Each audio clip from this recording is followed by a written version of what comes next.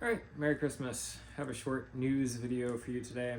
Upcoming matches in 2026. Highlights for that are we got 2 team matches on March 21st and September 5th. So those will be 2-gun matches with 2-man teams. They've been very popular in the past. We have 2 action matches on April 4th and November 21st. Those are very physical matches, throw kettlebell, run uphill, drag sandbag. Introducing in 2026, we have 4 DMR matches in May through August, I believe. Those will be for semi-automatic rifles. Targets will be between 100 and 750 yards, 2 to 4 MOA. I think 4 to 5 stages, maybe 100 rounds, 100 required hits, more like 60 required hits probably, but you want to bring some extra ammo. Coolest news, I think, is that we have a night match on the 26th of September. Now, the night match will be simple 2-gun match, 3-4 stages. We'll have a white lights division and a night vision division. It'll all be very simple reset.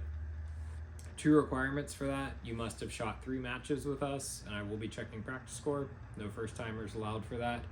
And there's could be sort of a subjective match director veto where if your gun handling scares me, I will refund you and kick you out of the match.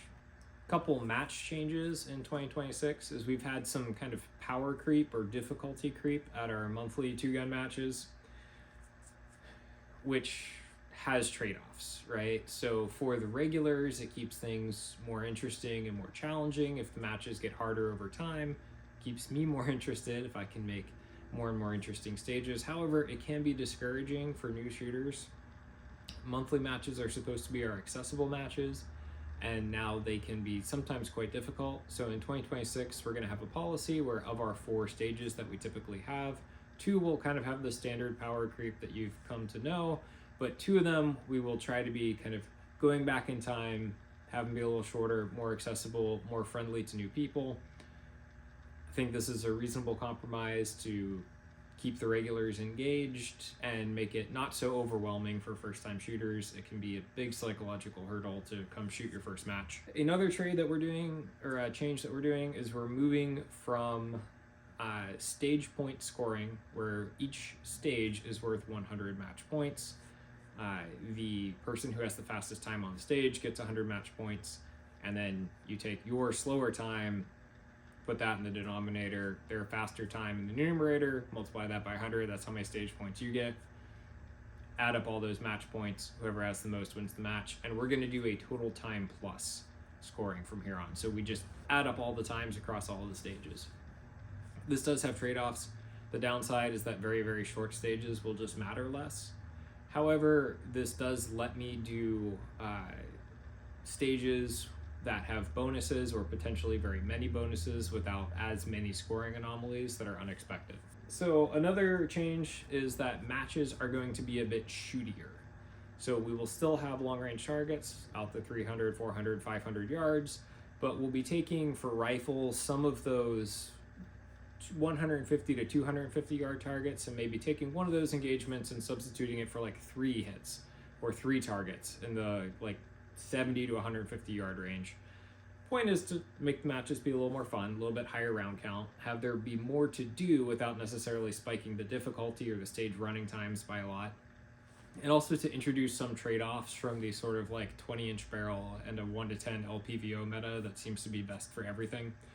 We want to have, you to be able to bring your short-barreled rifle with an EOTech and not totally be crippled by it. We've learned a bit more about how to better maintain our spinners, and so they've been going over easier. This means you can expect to see more spinner engagements in 2026, so get good at them. Just some channel news for 2026. It'll continue to be mostly local matches. I direct them, so I kind of have to be there for them. I do want to get out to some more major matches when possible. I would love to do High Desert 2-Gun again. That was a very fun experience. I'd like to do Desert Brutality if possible, and I know there is a Wenatchee Valley 2-Gun in the area that I would love to go shoot, schedule permitting. Still keep chasing B-Class in 2026. Spoiler alert, I didn't get it in 2025, but I came extremely close, so I'll still be shooting out with the Glock 17. And I did pick up a Glock 47, gonna build it out with a ramjet and an optic and kind of use that as my gamer gun in 2026. And I think a focus for 2026 is going to be improving my rifle shooting. Pistol got a lot better over the course of 2025. Of course, there's a long way to go, but now rifle feels like it's what's holding me back a little bit more often, so we try to focus on that. And I'm going to try to shoot some larger calibers. I have a pair of 308s, 308 rifles. I'd like to shoot those more often, mostly just for fun. Battle rifles are obsolete, but they're super fun. That's all I have for you. Merry Christmas. See you later.